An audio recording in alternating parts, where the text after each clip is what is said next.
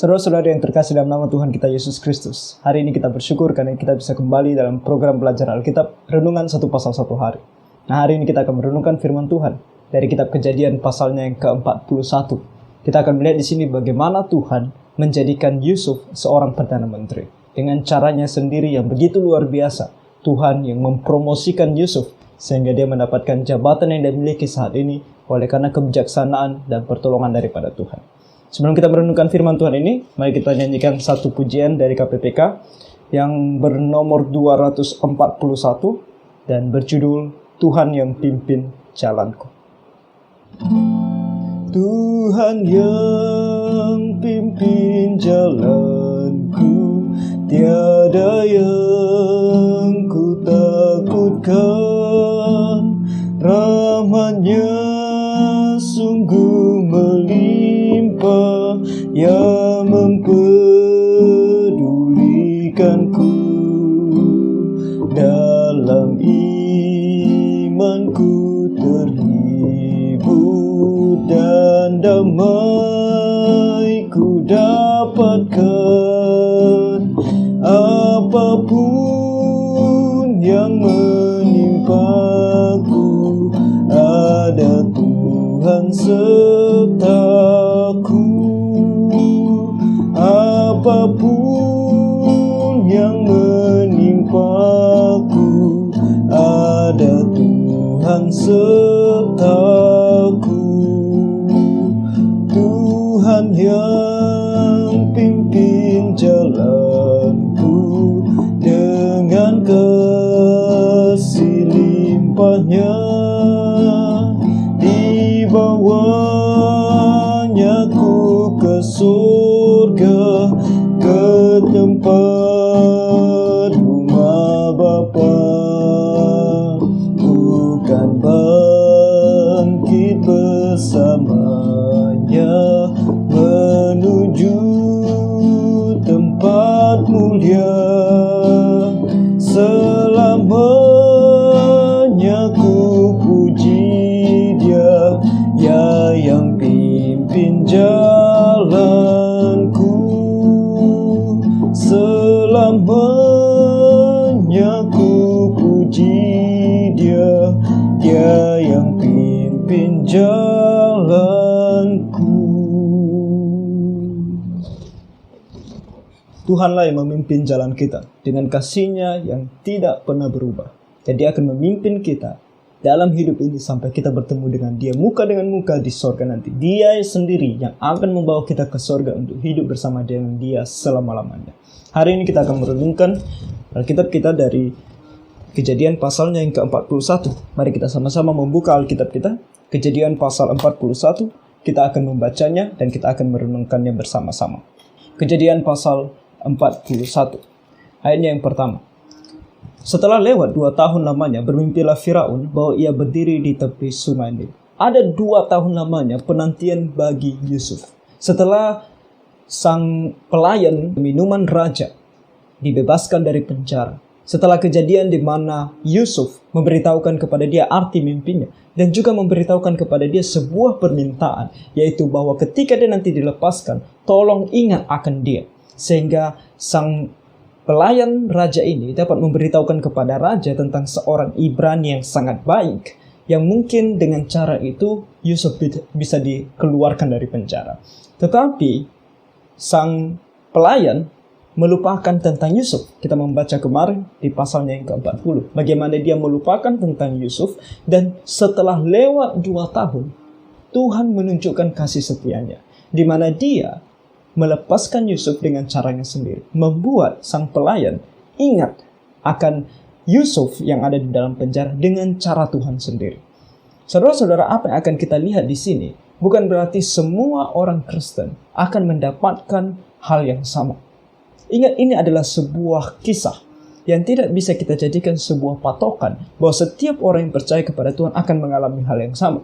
Di sini kita melihat Yusuf akan dikeluarkan dari penjara, akan diselamatkan dari penjara. Bukan berarti semua orang Kristen yang contohnya dimasukkan di dalam penjara bukan karena kesalahannya, pasti akan dibebaskan. Bisa saja orang Kristen tersebut akan mendapatkan atau melalui masa penjaranya sampai waktu yang telah ditentukan, atau bahkan seumur hidup, atau mungkin akan dihukum mati.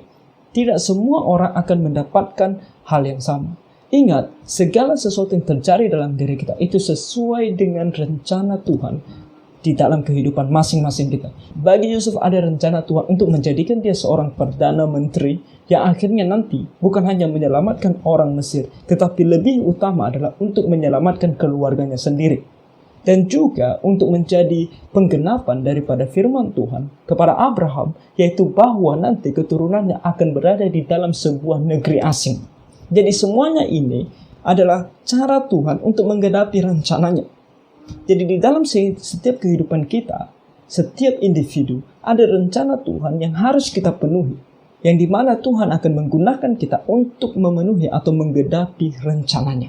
Tapi itu adalah pilihan kita, apakah kita mau digunakan oleh Tuhan untuk kemuliaan namanya dengan cara yang benar atau tidak.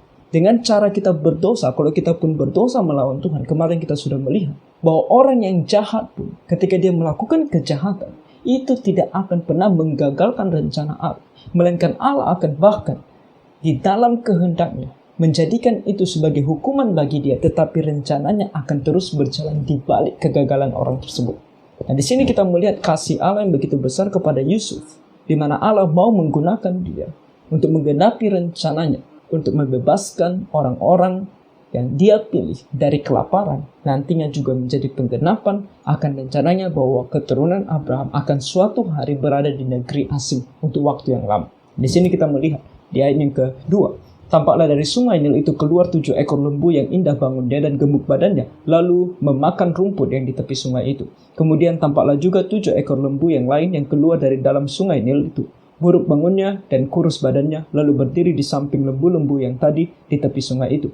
Lembu-lembu yang buruk bangunnya dan kurus badannya itu memakan ke-7 ekor lembu yang indah bangunnya dan gemuk itu. Lalu terjagalah Firaun. Ini adalah isi daripada mimpi Firaun. Pertama, dia akan menghadapi atau melihat 2 mimpi. Yang pertama ini tentang lembu. Lembu yang subur dan lembu yang kurus. Lembu yang subur keluar dari sungai dan kemudian memakan rumput. Kemudian nantinya keluar juga 7 lembu yang buruk rupanya, yang kurus, dan kemudian bukan memakan rumput, tetapi memakan malahan lembu-lembu yang subur tadi, yang gemuk tadi.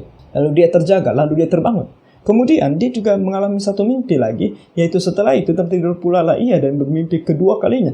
Tampaklah timbul dari satu tangkai 7 bulir gandum yang bernas, dan baik bernas artinya berisi penuh. Tetapi kemudian tampaklah juga tumbuh 7 bulir gandum yang kurus dan layu oleh angin timur. Bulir yang kurus itu menelan ke-7 bulir yang bernas dan berisi tadi. Lalu berjagalah Firaun, agaknya ia bermimpi.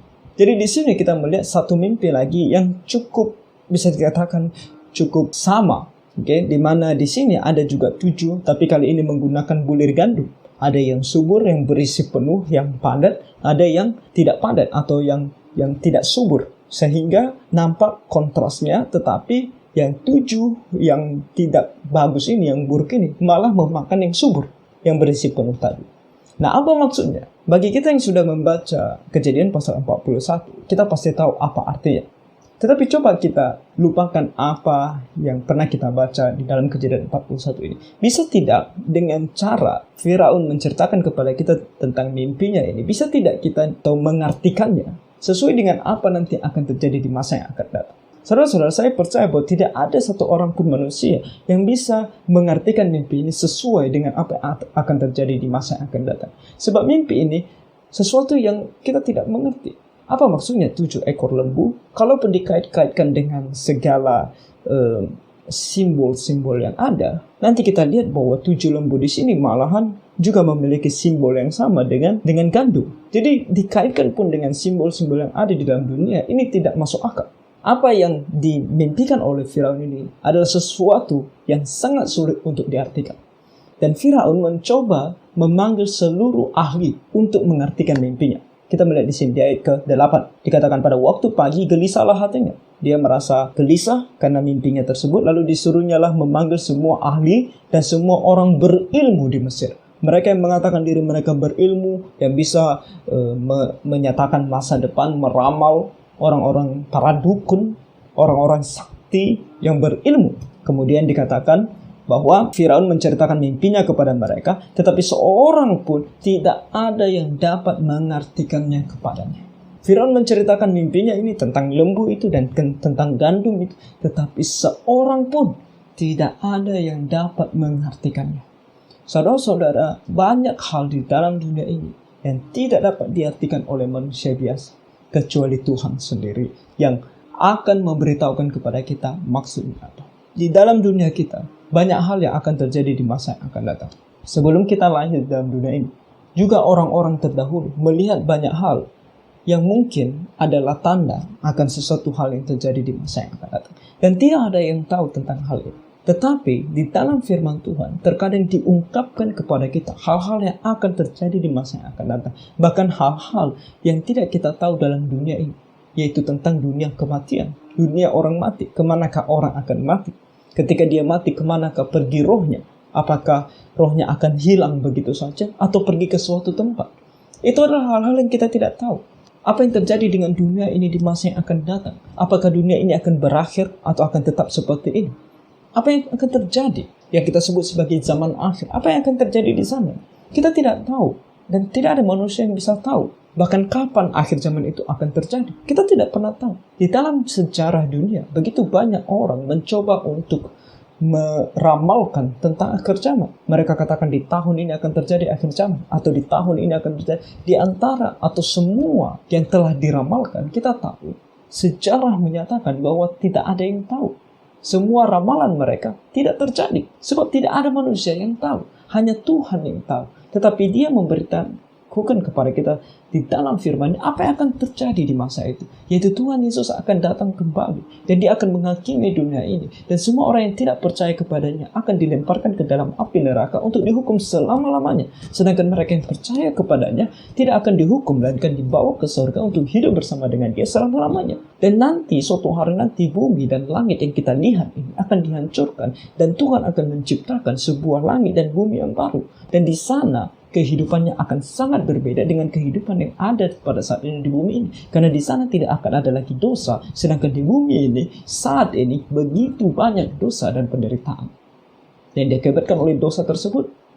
Jadi ini adalah hal-hal yang diberitahukan oleh Tuhan kepada kita yang kita tidak tahu dari diri kita sendiri apa yang akan terjadi di masa yang akan datang. Tetapi Tuhan yang tahu memberitahukan kepada kita di dalam firman-Nya. Dan bagaimana kita bisa percaya bahwa Tuhan yang menuliskan firman ini kepada kita, yang memberikan Alkitab ini kepada kita adalah Tuhan yang benar, yang kemudian kita percaya bahwa apa yang dituliskan dalam Alkitab ini adalah sesungguhnya kebenaran yang pasti akan terjadi di masa yang akan datang. Kita melihat di sini, di antara semua manusia tidak ada yang tahu, tetapi satu orang yang tahu, yaitu Tuhannya Yusuf. Dikatakan di ayat ke-9, lalu berkatalah kepala juru minuman kepada Firaun, hari ini aku merasa perlu menyebutkan kesalahanku yang dahulu.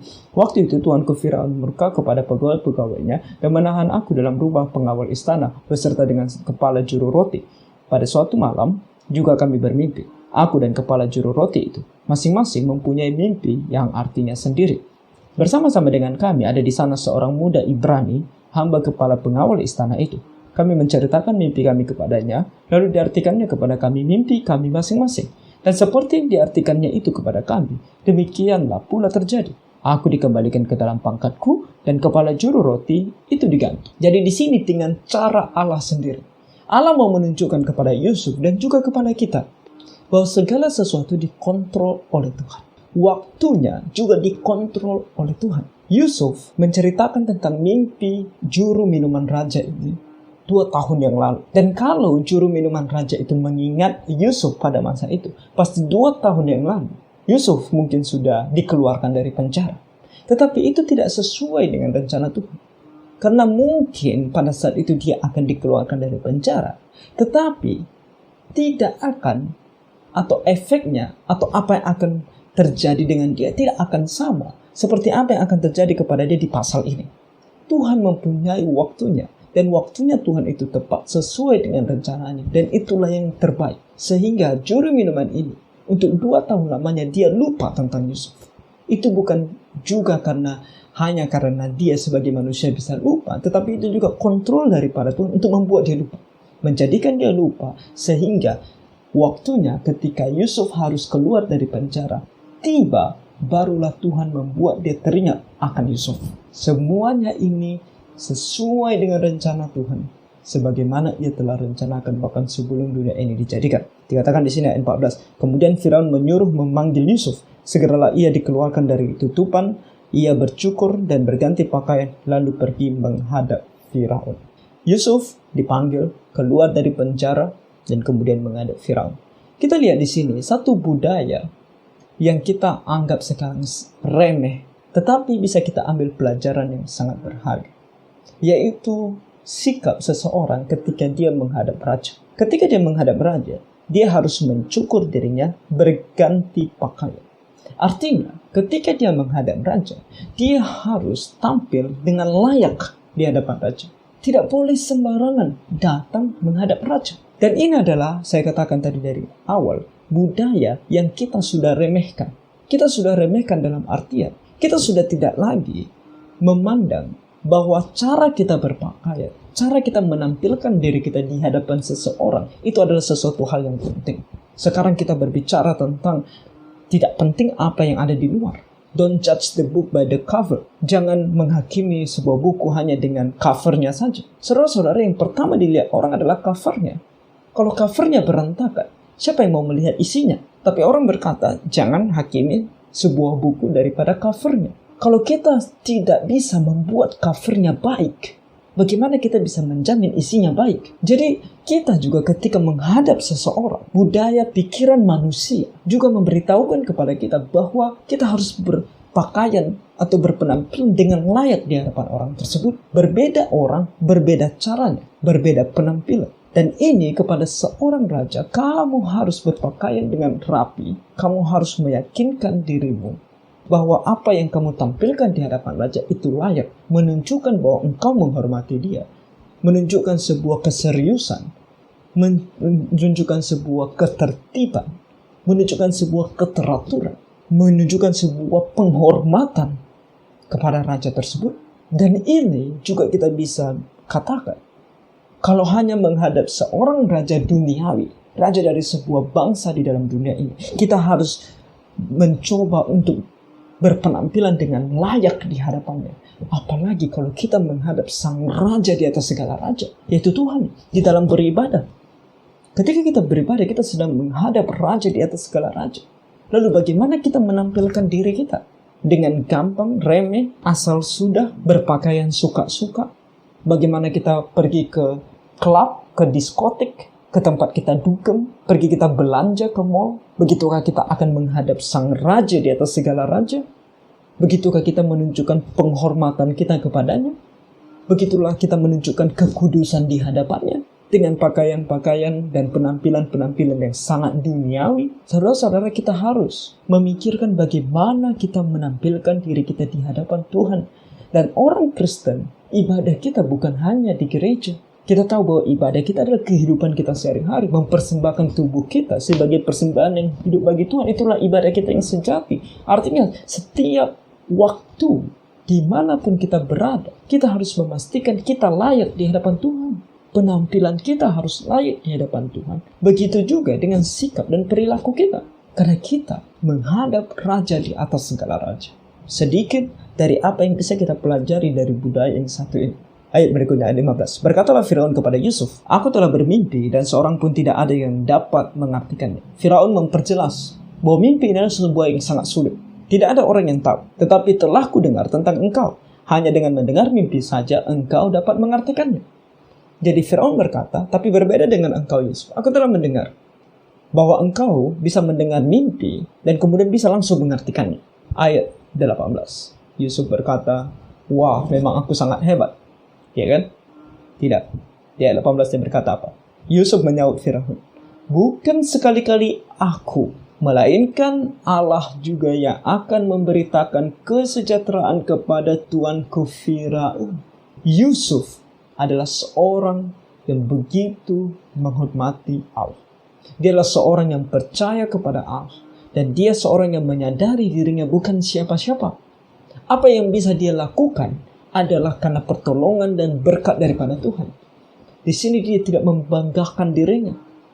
Dia tidak mengatakan bahwa memang aku sangat hebat, memang aku sangat pintar. Saudara, talenta yang Tuhan berikan kepada masing-masing kita, janganlah itu menjadikan kita sombong dan mengatakan bahwa itu kita, bahwa kita yang hebat, kita yang pintar, kita yang jenius, kita yang belajar dengan keras, kita yang bekerja dengan keras sehingga semuanya berhasil. Ketika keberhasilan itu datang, jangan lupa bahwa Tuhanlah yang menjadikan kita bisa melakukannya.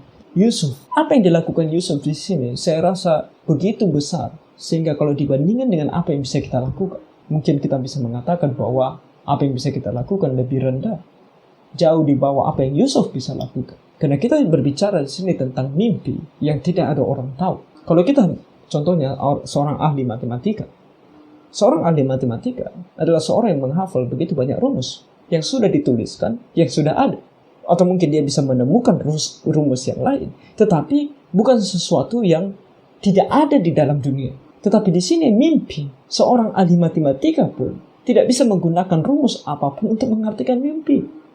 Seorang ahli fisika juga tidak bisa menggunakan rumus apapun untuk mengartikan mimpi. Seorang ahli bahasa juga tidak bisa menggunakan pengetahuannya akan bahasa untuk mengartikan mimpi. Di sini juga bahasanya begitu sederhana, tetapi tidak ada seorang pun yang bisa mengartikannya.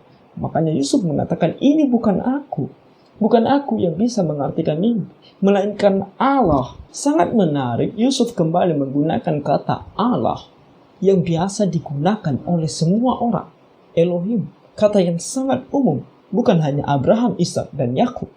Bahkan Yusuf di sini, bahkan orang Israel, bahkan anak-anak Tuhan yang percaya kepada Tuhan Yesus yang menggunakan kata ini. Tetapi semua orang yang percaya bahwa ada seorang yang begitu maha kuasa dan maha tahu juga menggunakan kata ini.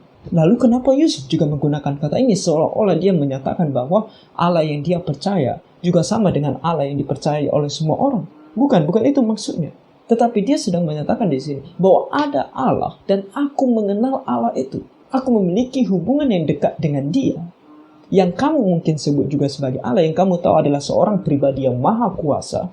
Tetapi kamu tidak tahu siapa dia secara pribadi. Tetapi aku tahu dia secara pribadi. Dan dia yang berbicara kepadaku, yang memberitahukan kepadaku arti mimpi itu sehingga aku bisa menyebutkannya kepada semua orang. Begitu kita juga sebagai orang Kristen. Orang percaya bahwa ada Allah. Tapi siapa itu Allah? Secara pribadi, kita tahu melalui firman-Nya. Dia memberitahukan kepada kita siapa dia. Oleh karena itu kita bisa tahu tentang karakter Allah, tentang apa yang diinginkan oleh Allah, dan tentang apa yang terjadi dengan manusia, baik saat ini, baik sebelumnya, maupun di masa yang akan datang. Oleh karena itu ketika ada kesempatan bagi kita untuk memberitahukan tentang Allah ini, jadilah seperti Yusuf. Dia tidak menyia-nyiakan waktu dan kesempatan ini, tetapi dia mempermuliakan nama Allah dan menyatakannya menjadi saksi di hadapan bahkan seorang raja Firaun. Dia menyatakan bahwa ini adalah pekerjaan Allah. Ketika kita dipuji oleh karena pekerjaan kita atau suatu hal yang kita lakukan, beranikah kita seperti Yusuf mengatakan, puji Tuhan, ini bukan karena aku tetapi karena Tuhan. Karena Tuhan, lebih spesifik lagi Tuhan Yesus, sehingga orang mengenal siapa Tuhannya kita. Banyak di antara kita yang tidak mau, bahkan malu untuk mengungkapkan bahwa ini adalah Tuhan yang menolong aku. Dan kita mungkin berkata, apa gunanya mengatakan bahwa ini adalah pekerjaan Tuhan ketika kita dipuji. Yang biasa kita katakan adalah, ya, kenapa kalau ditanya, kenapa kamu bisa berhasil? Kenapa kamu bisa melakukan ini? Ya, pertama dengan kerja keras, kedua dengan sangat teliti, sangat disiplin. Ya, banyak sekali. Tetapi Tuhan di mana? Kita katakan kita orang Kristen, tapi kita tidak bisa mengatakan bahwa ini adalah pertolongan Tuhan kepada kita. Yusuf mengatakannya. Demikianlah kenapa Tuhan selalu menyertai dia. Karena di dalam hati dan pikirannya selalu ada Tuhan. Ayat 17, lalu berkatalah Firaun kepada Yusuf, dalam mimpiku itu aku berdiri di tepi sungai Nil. Lalu tampaklah dari sungai Nil itu keluar 7 ekor lembu yang gemuk badannya dan indah bentuknya, dan makan rumput yang di tepi sungai itu. Tetapi kemudian tampaklah juga keluar 7 ekor lembu yang lain, kulit pembalut tulang, sangat buruk bangunnya, dan kurus badannya. Tidak pernah kulihat yang seburuk itu di seluruh tanah Mesir. Lembu yang kurus dan buruk itu memakan ke-7 ekor lembu gemuk yang mula-mula. Lembu-lembu ini masuk ke dalam perutnya, tetapi walaupun telah masuk ke dalam perutnya, tidaklah kelihatan sedikit pun tandanya. Bangunnya tetap sama buruknya seperti semula. Lalu terjagalah aku. Selanjutnya dalam mimpiku itu kulihat timbul dari satu tangkai 7 bulir gandum yang berisi dan baik. Tetapi kemudian tampaklah juga tumbuh 7 bulir yang kering, kurus dan layu oleh angin timur. Bulir yang kurus itu memakan ke-7 bulir yang baik tadi. Telah kuceritakan hal ini kepada semua ahli, tetapi seorang pun tidak ada yang dapat menerangkannya kepadaku. Firaun menceritakan mimpinya kepada Yusuf sama dengan apa yang disampaikan kepada kita tadi. Tetapi dengan satu penambahan di sini bahwa dikatakan bahwa ketika lembu yang kurus itu memakan lembu yang gemuk itu, tidak ada perubahan yang terjadi dalam diri lembu yang kurus itu. Dulu dia kurus, sekarang dia masih kurus bahkan setelah memakan lembu yang gemuk itu. Dan di sini setelah Firaun menceritakannya kepada Yusuf, lalu apa yang terjadi? Di ayat 25 dikatakan, lalu kata Yusuf kepada Firaun, kedua mimpi tuanku Firaun itu sama.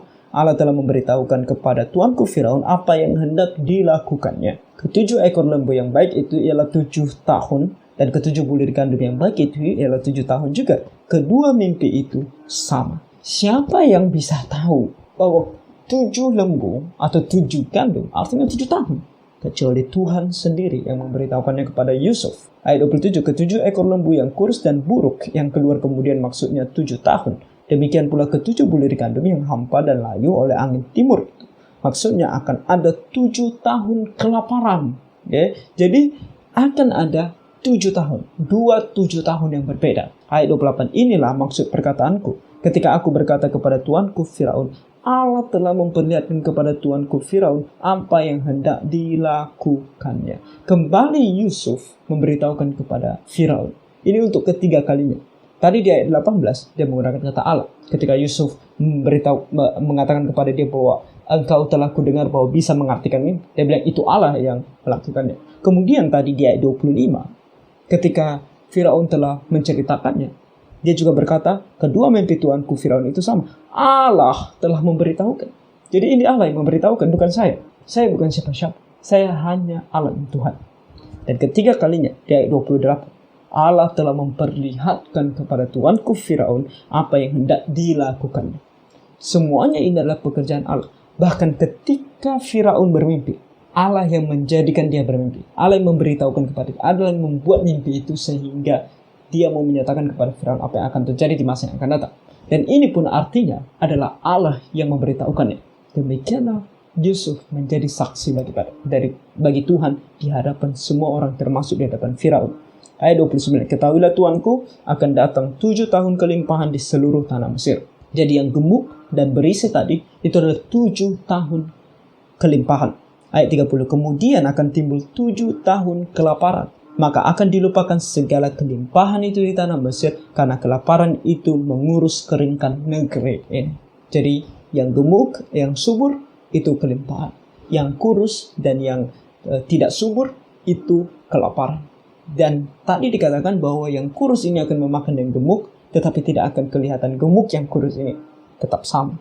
Kenapa? Karena kelaparan ini, 7 tahun kelaparan ini akan membuat orang tidak tahu lagi tentang hal kelimpahan, dan ini adalah suatu hal yang terjadi begitu mengerikan. Karena kelaparan itu akan mengurus keringkan negeri itu.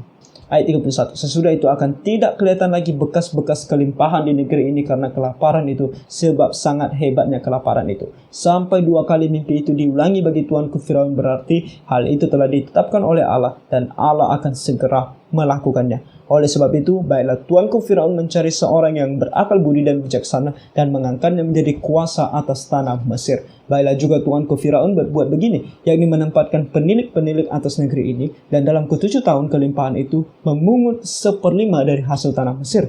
Mereka harus mengumpulkan segala bahan makanan dalam tahun-tahun baik yang akan datang ini, dan di bawah kuasa tuanku Firaun menimbun gandum di kota-kota sebagai bahan makanan serta menyimpannya. Demikianlah segala bahan makanan itu menjadi persediaan untuk negeri ini dalam ke-7 tahun kelaparan yang akan terjadi di tanah Mesir, supaya negeri ini jangan binasa karena kelaparan itu. Bukan hanya Tuhan menjadikan Yusuf seorang penafsir mimpi, tetapi Tuhan memberikan kebijaksanaan, memberikan hikmat kepada Yusuf sehingga dia bisa tahu apa yang harus dilakukan. Arti dari sebuah pengetahuan kalau tidak bisa diaplikasikan tidak ada gunanya. Pengetahuan ada, telah diberikan. Lalu bagaimana mengaplikasikannya? Itu kita membutuhkan yang namanya hikmat, kebijaksanaan, dan Tuhan memberikannya kepada Yusuf. Saudara-saudara, anak-anak Tuhan yang hidup di dalam dunia ini akan diberkati oleh Tuhan sedemikian rupa dengan hikmat. Karena di dalam firman Tuhan dikatakan bahwa jikalau engkau kekurangan hikmat, mintalah daripada Tuhan yang memberikannya dengan kelimpahan. Kita diberikan firman Tuhan sebagai pengetahuan. Kita baca dan kita tahu apa maknanya. Lalu bagaimana melaksanakannya dalam kehidupan kita sehari-hari? Kita membutuhkan hikmat. Tuhan memberikan kita pengetahuan-pengetahuan yang ada di dalam dunia. Lalu bagaimana mengaplikasikan? Kita membutuhkan hikmat, kebijaksanaan daripada Tuhan. Oleh karena itu mari kita berdoa supaya Tuhan juga berikan kita hikmat sebagai anak-anak Tuhan. Sehingga di dalam dunia ini kita bisa menjadi orang-orang yang berguna. Orang-orang yang tahu bagaimana mengaplikasikan pengetahuan itu. Dan di sini Yusuf melakukannya. Dan apa yang terjadi di ayat 37? Usul itu dipandang baik oleh Firaun dan oleh semua pegawainya. Firaun setuju, pegawai-pegawainya semua juga setuju. Dan kemudian dikatakan di sini, lalu berkatalah Firaun kepada para pegawainya, mungkinkah kita mendapat orang seperti ini, seorang yang penuh dengan roh Allah? Untuk pertama kalinya, seseorang dikatakan penuh dengan roh Allah. Saudara-saudari, kepenuhan oleh roh Allah bukan hanya terjadi setelah Pentakosta. Kenapa saya membawa ini? Karena banyak orang mengatakan kepenuhan oleh roh harus ditandai dengan cara-cara seperti ini. Seolah-olah itu sangat eksklusif dan harus seperti itu. Dan itu karena mereka mengatakan itu setelah Pentakosta. Kepenuhan oleh roh juga terjadi bahkan dari perjanjian. Bahkan sebelum Alkitab ini dituliskan, Yusuf hidup sebelum kitab Kejadian ditulis oleh Musa. Seseorang sudah dipenuhi oleh roh. Dan ketika dia dipenuhi oleh roh, dia tidak berbahasa roh. Ketika dia dipenuhi oleh roh, dia tidak kejam-kejam. Dia tidak menggelepar. Dia tidak menjadi seperti yang orang deskripsikan atau orang lihat. Dan harus seperti itu. Seorang yang dipenuhi oleh roh adalah seorang yang begitu tenang dan bijaksana, mengetahui firman Allah, mengetahui kehendak Allah, dan melakukannya di dalam kehidupan yang sehari-hari. Dia adalah seorang yang bijaksana dan berhikmat sesuai dengan firman Tuhan. Itulah orang yang dipenuhi oleh roh. Kita dipenuhi oleh roh bukan untuk menunjukkan bahwa kita begitu rohani, bukan untuk menunjukkan suatu hal yang begitu luar biasa, yang kalau dilihat orang seperti sebuah hal yang tidak umum, tidak wajar. Bukan. Tetapi kita dipenuhi oleh roh untuk apa? Untuk melakukan segala sesuatu yang dikehendaki oleh Allah. Kalau Allah menghendaki kita untuk hidup dengan benar sesuai dengan firman-Nya, maka kita yang dipenuhi oleh roh akan bisa melakukannya. Itulah orang yang dipenuhi oleh roh. Dan Firaun sendiri yang mengatakan di sini, dan ini dituliskan dalam Alkitab supaya kita tahu seorang dipenuhi oleh roh seperti apa. Dan dikatakan di ayat 39, kata Firaun kepada Yusuf, oleh karena Allah telah memberitahukan semuanya ini kepadamu, tidaklah ada orang yang demikian berakal budi dan bijaksana seperti engkau. Seorang yang dipenuhi oleh roh adalah seorang yang berakal budi dan bijaksana. Bukan orang sembarangan. Bukan orang yang tidak sadar dengan apa yang terjadi dengan dirinya. Dan bukan orang yang hina, dipandang hina oleh karena ketidakteraturan yang ada setelah dia dipenuhi oleh roh. Seorang yang dipenuhi oleh roh adalah seorang yang bijaksana dan berakal budi. Dikatakan selanjutnya, ayat 41. Selanjutnya Firaun berkata kepada Yusuf, dengan ini aku akan melantik engkau menjadi kuasa atas seluruh tanah Mesir. Orang yang dipenuhi oleh roh bisa ditempatkan ke posisi yang begitu tinggi. Sebab Tuhan beserta dengan dia. Dan dia adalah seorang yang bijaksana dan berakal budi. Seorang yang penuh dengan keteraturan. Seorang yang penuh dengan kekudusan. Ayat 42, sesudah itu Firaun menanggalkan cincin materainya dari jarinya dan mengenakannya pada jari Yusuf, dipakaikannya kepada Yusuf pakaian daripada kain halus dan digantungkannya kalung emas pada lehernya. Lalu Firaun menyuruh menaikkan Yusuf dalam keretanya yang kedua dan berserulah orang di hadapan Yusuf, hormat. Demikianlah Yusuf dilantik oleh Firaun menjadi kuasa atas seluruh tanah Mesir. Atas seluruh tanah Mesir. Dia adalah orang kedua di tanah Mesir, bahkan lebih tinggi dari Potifar. Sekarang Potifar harus mengangkat tangan kepada Yusuf. Dan ketika semua orang di sini berseru di hadapan Yusuf, hormat, saya percaya Potifar juga ada di sana. Dan dia harus berseru hormat kepada Yusuf. Promosi ada di tangan Tuhan. Saudara-saudara, kita tidak perlu melakukan hal-hal yang tidak benar hanya untuk mendapatkan promosi. Mencari hati, berkata-kata dengan manis, dengan munafik supaya kita dipromosikan. Promosi ada di tangan Allah. Kalau Tuhan mau kita menduduki sebuah jabatan, maka Tuhan sendiri yang akan menaruh kita di atas jabatan itu. Dan tidak ada satu orang pun yang bisa menggagalkan kita untuk berada dalam jabatan itu. Tidak ada satu orang pun. Kalau Tuhan menghendaki. Jadi kita harus bersabar, bersandar kepada Tuhan. Melakukan segala yang terbaik. Bekerja keras, disiplin. Hidup dengan benar di hadapan Tuhan. Dalam posisi kita yang diberikan oleh Tuhan saat ini. Kita tidak perlu, bahkan ada orang yang mencelakakan orang lain. Menggosipkan orang lain, merendahkan orang lain, menjatuhkan orang lain hanya supaya dia berada dalam posisi yang lebih tinggi. Kita orang Kristen jangan seperti itu. Kita lihat di sini, Yusuf menunggu untuk berapa tahun. Kita lihat nanti umurnya berapa tahun, sehingga dia mendapatkan promosi itu yang dulu sudah disampaikan oleh Tuhan kepada dia dalam mimpi. Kita lihat di sini di ayat ke-44, berkatalah Firaun kepada Yusuf, "Akulah Firaun, tetapi dengan tidak setahumu, seorang pun tidak boleh bergerak di seluruh tanah Mesir."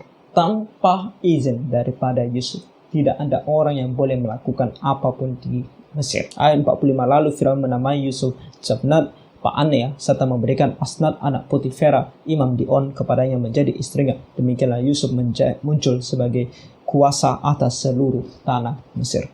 Ini adalah waktunya daripada Tuhan yang tepat untuk menjadikan Yusuf seorang yang ditentukan oleh Tuhan dan sudah direncanakan oleh Tuhan, yang sudah diberitakan oleh Tuhan juga kepadanya sekitar 13 tahun yang lalu. Kenapa 13 tahun yang lalu? Kita lihat di ayat 46. Yusuf berumur 30 tahun ketika ia menghadap Firaun, raja Mesir itu. 30 tahun. Kita tahu waktu dia bermimpi, kita membaca dia pada saat itu berumur 17 tahun. 13 tahun lamanya dia menderita. Dan ketika waktunya Tuhan tiba, dia dipromosikan. Berapa tahun kita sudah menderita? Dan betapa kita tidak sabar. 1 bulan, 2 bulan, 3 bulan. Berada dalam posisi yang rendah. Kita tidak sabar, kita mau mendapatkan posisi yang tinggi. Oleh karena itu kita melakukan banyak sekali kejahatan. Yusuf menunggu 13 tahun. Baru dia dipromosikan. Ada juga yang menunggu seumur hidup, tapi tidak dipromosikan juga. Tapi dia anak Tuhan.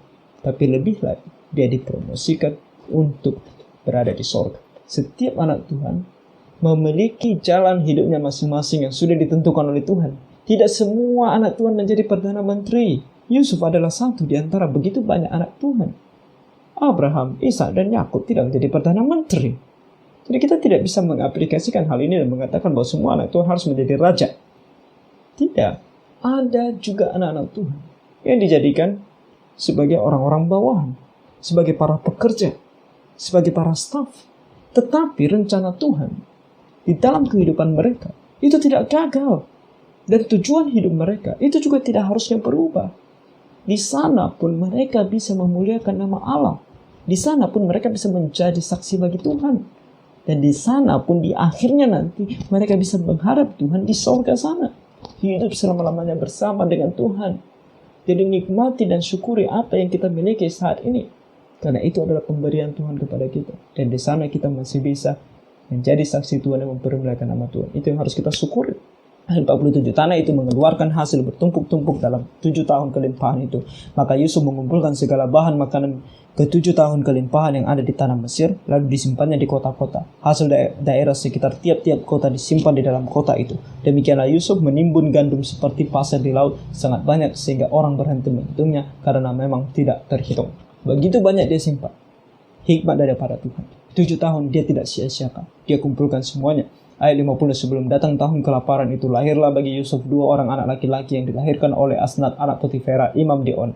Yusuf memberi nama Manasye, yang artinya dibuat lupa, kepada anak sulungnya itu. Sebab katanya, Allah telah membuat aku lupa sama sekali kepada kesukaranku dan kepada rumah bapa. Segala hal yang Tuhan berikan, pertolongan Tuhan kepada dia. Dan saat ini dia begitu sibuk untuk melakukan hal-hal yang sesuai dengan kehendak Tuhan. Dan dia melihat saat ini kehidupannya sudah sangat berubah. Segala kesukaran, segala kesulitan dia sudah lupakan. Bukan berarti dia melupakan ayahnya di sini. Bukan berarti dia melupakan saudara-saudaranya. Dia tetap mengingat mereka. Nanti kita akan lihat bahwa dia mengingat mereka. Bahkan mengenali mereka. Bahkan setelah 13 tahun namanya berlalu, dia masih ingat wajah mereka. Bukan itu maksudnya bahwa dia melupakan mereka. Bukan. Tetapi masa-masa sulit itu, ketika dia pun berada di rumah bapaknya, ketika saudara-saudaranya begitu membenci dia, masa-masa sulit itu telah berlalu dan sekarang dia bisa menikmati kehidupan yang lebih baik. Dia berikan nama anaknya Manasye. Ayat 52, dan kepada anaknya yang kedua diberinya nama Efraim, sebab katanya Allah membuat aku mendapat anak dalam negeri kesengsaraanku. Efraim artinya berbuah double. Maksudnya adalah Tuhan telah memberkati dia. Dan sekarang dia bukan hanya memiliki kehidupan yang lebih baik, tetapi dia juga mendapatkan anak-anak. Dan 2 anak, Manasye dan Efraim. Jadi double berkatnya.